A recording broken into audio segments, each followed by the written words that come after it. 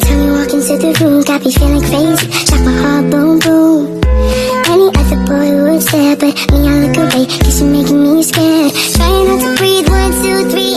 2, 3. Baiklah, Assalamualaikum warahmatullahi wabarakatuh. Perkenalkan, nama saya Nurtanisa Indah, saya dari kelas 4B. Di sini saya akan menyampaikan materi tentang pembelajaran Al-Quran dan Hadis di madrasah. Materi kali ini adalah hubungan konsep dasar pembelajaran Al-Quran dan Hadis dengan tujuan dan standar kompetensi. Pembelajaran Al-Quran dan Hadis bertujuan untuk membentuk peserta didik yang memiliki pemahaman, kecintaan, dan kemampuan mengamalkan dalam kehidupan sehari-hari. Konsep dasar dalam pembelajaran ini meliputi pemahaman teks, tafsir, serta mengamalkan dalam kehidupan sehari-hari. Standar kompetensi dalam pembelajaran Al-Quran dan Hadis ada 3, yaitu kognitif, afektif, dan psikomotorik. Kognitif adalah pemahaman terhadap isi ayat Al-Quran dan Hadis. Afektif adalah membentuk akhlak mulia dan yang berdasarkan ajaran Islam. Kemudian afektif adalah membentuk kemampuan untuk menghafal, membaca, dan mengamalkan dalam kehidupan. Kemudian pengertian silabus, TP, ATP, dan kurikulum serta hubungannya.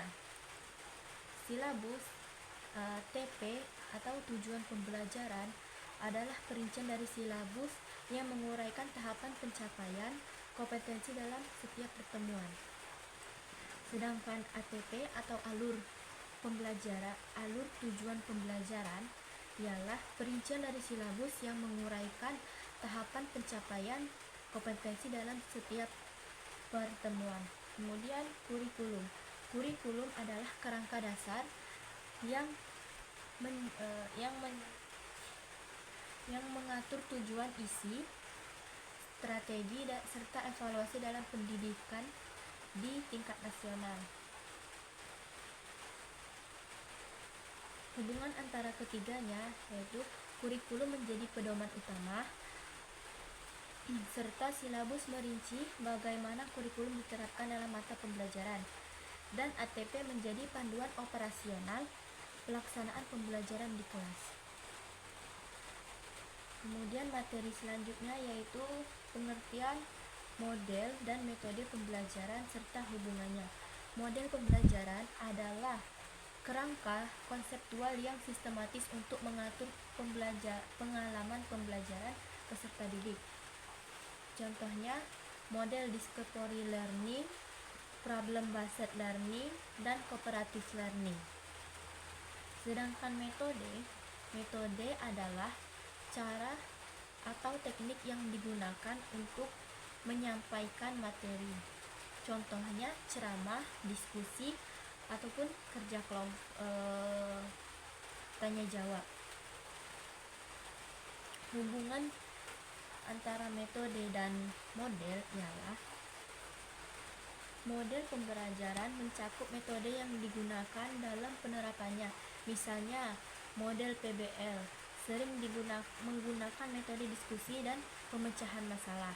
Pemilihan metode harus sesuai dengan model yang diterapkan agar tujuan pembelajaran tercapai secara efektif. Kemudian materi selanjutnya yaitu adalah perbedaan sumber dan media serta hubungannya. Sumber belajar adalah segala sesuatu yang digunakan untuk dijadikan referensi seperti buku, jurnal, atau Al-Quran dan Hadis. Sedangkan media adalah alat teknologi yang digunakan untuk menyampaikan materi pembelajaran Al-Quran dan Hadis maupun materi-materi yang lainnya, seperti video, audio visual, maupun aplikasi interaktif. Hubungan di antara keduanya yaitu adalah media berfungsi untuk menyampaikan informasi dari sumber belajar yang dengan lebih menarik dan mudah dipahami oleh peserta didik. Contohnya, tafsir Al-Quran bisa menjadi sumber belajar, sedangkan videografi tafsir Al-Quran adalah media yang digunakan untuk menyampaikan tafsir tersebut. Kemudian materi yang terakhir yaitu pengertian, penilaian, dan evaluasi serta hubungannya.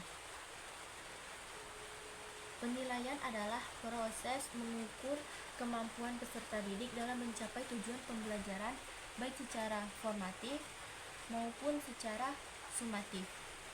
Kemudian evaluasi. Evaluasi adalah proses yang lebih luas mencakup analisis terhadap efektivitas pembelajaran termasuk metode, strategi, dan kurikulum. Kemudian yang terakhir yaitu hubungan antara penilaian dan evaluasi. Penilaian adalah bagian awal dari evaluasi atau hasil penilaian peserta didik digunakan sebagai bahan evaluasi untuk memperbaiki strategi pembelajaran di masa mendatang. Sekian materi dari saya. Jika ada kata-kata saya yang salah, mohon dimaafkan. Wassalamualaikum warahmatullahi wabarakatuh.